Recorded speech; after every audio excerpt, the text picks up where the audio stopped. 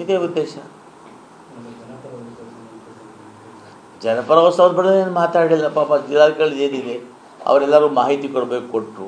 ಇಲ್ಲಿ ಯಾರು ತಪ್ಪಾಗಿದೆ ಅಂದರೆ ಆ ಒಂದು ಉತ್ಸವ ಮಾಡೋಕ್ಕೆ ಸಮಿತಿ ಮಾಡಿದ್ರಲ್ಲ, ಆ ಸಮಿತಿ ಮಾಡಿರ್ತಕ್ಕಂಥ ಇಲ್ಲಿ ಕನ್ನಡ ಕಲ್ಚರ್ ಅಧಿಕಾರಿ ಯಾರಿದ್ದಾರೆ, ಆ ಕನ್ನಡ ಕಲ್ಚರ್ ಅಧಿಕಾರಿ ಅವ್ರ ಜವಾಬ್ದಾರಿ ತಗೊಂಡು ಈ ಜಿಲ್ಲೆಯ ಎಲ್ಲ ಶಾಸಕರನ್ನು ಒಗ್ಗೂಡಿಸ್ಕೊಂಡು, ವಿಶೇಷವಾಗಿ ಅದರಲ್ಲೂ ಕೂಡ ಪರಿಶಿಷ್ಟ ಜಾತಿ ಶಾಸಕರು ಯಾರಿದ್ದಾರೆ 3 ಜನ. ಯಾಕಂದರೆ ಇದು ಪರಿಶಿಷ್ಟ ಹಣದಲ್ಲಿ ಉಳಿದಿದ್ದ ಹಣದಲ್ಲಿ ಮಾಡೋ ಕಾರ್ಯಕ್ರಮ ಆದ್ದರಿಂದ, ಈ ಒಂದು ರಾಜ್ಯ ಮಟ್ಟದ ಕಾರ್ಯಕ್ರಮ ಆದ್ದರಿಂದ ಸ್ಥಳೀಯ ಶಾಸಕರನ್ನು ಬಳಸ್ಕೊಂಡು ಅವರ ಸಲಹೆಯನ್ನು ಪಡ್ಕೊಂಡು ಈ ಒಂದು ಕನ್ನಡ ಕಚೇರಿ ಅಧಿಕಾರಿ ಜವಾಬ್ದಾರಿ ಕೆಲಸ ಮಾಡಿದ್ದಿದ್ರೆ ಈ ಕಾರ್ಯಕ್ರಮ ಮತ್ತಷ್ಟು ವಿಜೃಂಭಣೆಯಿಂದ ಇಡೀ ಕರ್ನಾಟಕ ರಾಜ್ಯದಿಂದ ಮನೆ ಮಾತಾಗ್ತಾ ಇತ್ತು.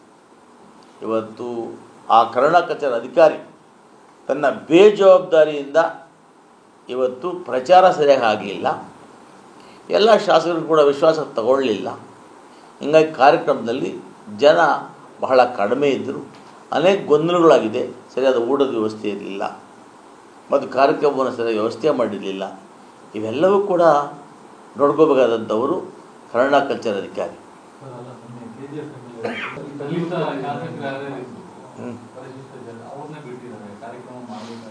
ನಿಜ, ಅದನ್ನೇ ಹೇಳ್ತಾ ಇದ್ದೀವಿ. ಈಗ ಜಿಲ್ಲಾಧಿಕಾರಿಗಳು ಅವನ ಸಮಿತಿಯನ್ನು ರಚನೆ ಮಾಡಿಕೊಟ್ಟಾಗ ಆ ಸಮಿತಿ ಜವಾಬ್ದಾರಿ ಏನು? ಮೊದಲು ಒಂದು ಸಭೆಯನ್ನು ಆ ಸಮಿತಿಯವರು ಎಲ್ಲ ಪರಿಶಿಷ್ಟ ಜಾತಿಯ ಶಾಸಕರನ್ನು ಭೇಟಿ ಮಾಡಿ ಅವರ ಸಲಹೆ ಪಡಿಬೇಕಾಗಿತ್ತು.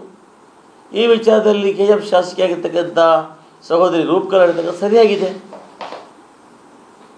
ಈ ರೀತಿ ಒಂದೇ ಆಗಬಾರ್ದು. ಆಹ್ವಾನ ಎಲ್ಲರೂ ನೀಡಿದ್ದಾರೆ ನೋಡಿ. ಆಹ್ವಾನವನ್ನು ಯಾವುದೋ ತಹಸೀಲ್ದಾರರು, ಅರವಿಂದ್ ಇನ್ಸ್ಪೆಕ್ಟ್ರು ತಂದು ಕೊಟ್ಟಿರ್ತಾರೆ. ಆಹ್ವಾನ ನೀಡಿಲ್ಲ ನಾವು ಆಪಾದನೆ ಮಾಡ್ತಾ ಇಲ್ಲ. ಕಾರ್ಯಕ್ರಮವನ್ನು ನೀವು SCP TSP ಹಣದ ಖರ್ಚು ಮಾಡಿ ರಾಜ್ಯ ಮಟ್ಟದ ಕಾರ್ಯಕ್ರಮ ಮಾಡಬೇಕಾದಾಗ ನೀವು ಈ ಸಂಬಂಧಪಟ್ಟ ಕೋಲಾರ ಜಿಲ್ಲೆಯ ಕನ್ನಡ ಆ್ಯಂಡ್ ಕಲ್ಚರ್ ಅಧಿಕಾರಿ ಯಾರಿದ್ದಾರೆ ಅವರು ಹೆಚ್ಚಿನ ಜವಾಬ್ದಾರಿ ವಹಿಸಿ ಈ ಶಾಸಕರ ಬಳಿ ಹೋಗಿ ಅವರನ್ನು 3 ಜನನ್ನ ಸಂಪರ್ಕ ಮಾಡಿ ಸಲಹೆ ಸೂಚನೆ ಪಡೆದು ಮಾಡೋದಲ್ಲಿ ವಿಫಲರಾಗಿದ್ದಾರೆ.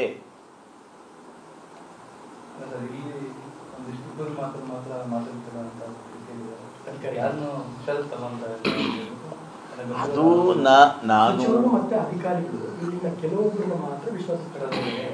ಅದೇ ಹೇಳಿದ್ವಲ್ಲ, ಸಚಿವರು ವಿಚಾರಕ್ಕೆ ಬಂದಾಗ ಅದನ್ನೇ ಹೇಳಿದ್ದೀನಿ. ಸಚಿವರು ವ್ಯಕ್ತಿಗತವಾಗಿ ಒಳ್ಳೆಯವರು, ಆದರೆ ಜಿಲ್ಲಾ ರಾಜಕಾರಣದ ಬಗ್ಗೆ, ಆಗುಹೋಗುಗಳ ಬಗ್ಗೆ, ಕಷ್ಟಗಳ ಬಗ್ಗೆ ಮಾತಾಡಬೇಕಾದಾಗ ಕನಿಷ್ಠ ಪಕ್ಷ ಎಲ್ಲ ಶಾಸಕರನ್ನು ಪಕ್ಷಾತೀತವಾಗಿ ವಿಶ್ವಾಸಕ್ಕೆ ತಗೊಂಡು ಈ ಜಿಲ್ಲೆಯ ಅಭಿವೃದ್ಧಿ ವಿಚಾರದಲ್ಲಿ ಅವರ ಒಂದು ಸಲಹೆ ಪಡೆದಿದ್ದರೆ ಬಹುಶಃ ಜಿಲ್ಲೆಗೆ ಒಳ್ಳೆಯದಾಗ್ತತ್ತೇನೋ ಅಂತ ನನ್ನ ಭಾವನೆ.